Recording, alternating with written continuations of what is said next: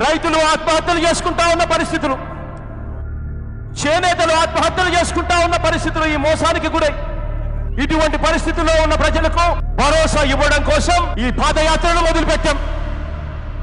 Manifesto అన్నది ఆఫీసుల్లో కూర్చొని తయారు చేసే విధంగా కాకుండా మేనిఫెస్టో అనేది ప్రజల దగ్గర నుంచి ప్రజల దిద్దిన మేనిఫెస్టోగా రావాలి అన్న ఆరాటం ఈ పాదయాత్ర ముఖ్య ఉద్దేశం.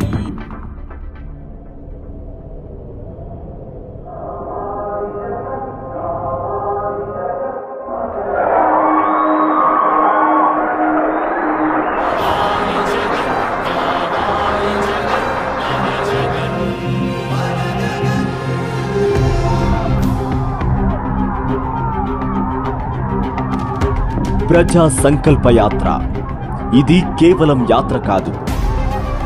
జగనన్నని జననేతని చేసిన ఈ చారిత్రాత్మక ప్రజా సంకల్ప యాత్రకు 6 ఏళ్లు పూర్తయ్యాయి. పేదల ఇబ్బందుల్ని, రైతుల సమస్యల్ని, వెనుకబడిన వర్గాల వారి బాధల్ని తెలుసుకుని నేను విన్నాను, నేను ఉన్నాను అని జగనన్న వాగ్దానమిచ్చిన యాత్ర. నేను విన్నాను, నేను ఉన్నాను అని చెప్పి వేదిక మీద నుంచి నేను మాటిస్తా ఉన్నాను.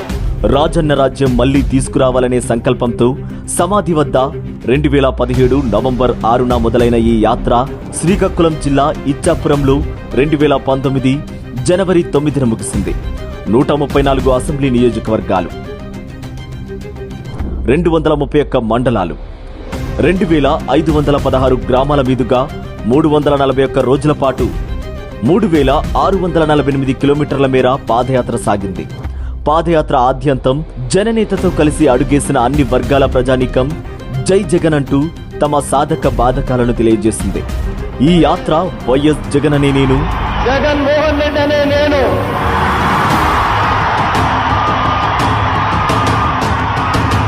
ఆంధ్రప్రదేశ్ రాష్ట్ర ముఖ్యమంత్రిగా